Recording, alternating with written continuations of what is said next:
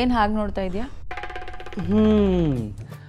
ಅದನ್ನ ನೀನು ಹೇಳಬೇಕು, ನಾನು ಯಾಕಾಗಿ ನೋಡ್ತಾ ಇದ್ದೀನಿ ಅಂತ. ಹೋಗೋ, ನಿಂಗೆ ತಲಹರಟೆ ಮಾಡೋದಿದ್ರೆ ಅಣ್ಣನ ರೂಮ್ಗೆ ಹೋಗಿ ಮಾಡು. ಶೇರ್ ಮಾರ್ಕೆಟ್ ಏರಿದೆ ಅಂತ ಖುಷಿಯಾಗಿದ್ದಾನೆ, ನೀನು ರೇಗಿಸಿದ್ರು ಬಯಲ್ಲ. ಖುಷಿಯಾಗಿರೋದು ಅಣ್ಣ ಮಾತ್ರ ಅಲ್ವಲ್ಲ, ಇನ್ನೊಬ್ರು ಖುಷಿಯಾಗಿರೋದು ಕಾಣ್ತಾ ಇದೆ. ಅದಕ್ಕೆ ಕಾರಣ ನಾನು ಚಾಲೆಂಜಲ್ಲಿ ಗೆದ್ದೆ ಅಂತನೋ ಅಥವಾ ನೀನು ಸೋತೆ ಅಂತನೋ? ಏನಿಲ್ಲ, ಕೊಡ್ಬೇಕನ ಅಷ್ಟು ಈಸಿಯಾಗಿ ಕೊಟ್ಬಿಡ್ತೀನಾ?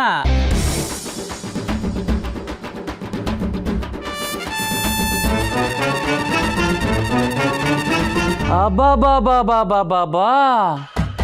11 ಗೆರೆ ಬಿದ್ದಿದೆಯಲ್ಲ ಅಕ್ಕ.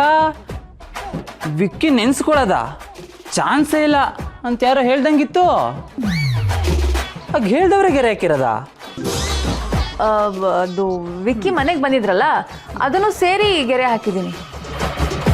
ಅವ್ರ ಜೊತೆ ಎಷ್ಟು ಸಲ ಮಾತಾಡಿದ್ದೀನೋ ಅಷ್ಟು ಸಲ ಗೆರೆ ಹಾಕಿದ್ದೀನಿ. ಸುಳ್ಳು ಹೇಳೋ ಮುಖ ನೋಡು.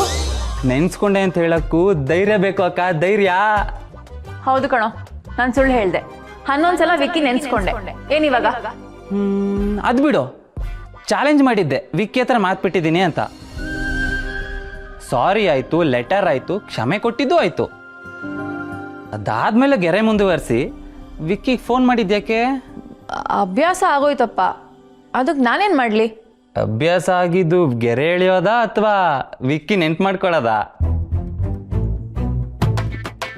ಅದು ಬಿಡು, ಮಾತಾಡಿದ್ಮೇಲೆ ಚಾಲೆಂಜ್ ಅವಶ್ಯಕತೆನೂ ಇರಲಿಲ್ಲ.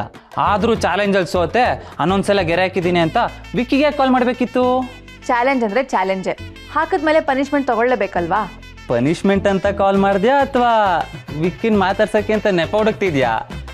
ಆವಾಗಿಂದ ಪಾಪ ಮಾತಾಡಲಿ ಅಂತ ಮಾತಾಡಕ್ ಬಿಟ್ರೆ ಅತಿಯಾಗೆ ಮಾತಾಡ್ತಾ ಇದೀಯ.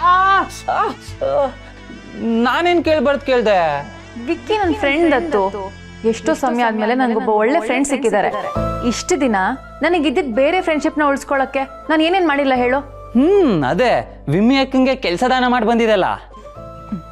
ಫ್ರೆಂಡ್ಶಿಪ್ಗಿಂತ ನನಗೆ ಕೆಲಸ ಮುಖ್ಯ ಆಗಿರಲಿಲ್ಲ ದತ್ತು.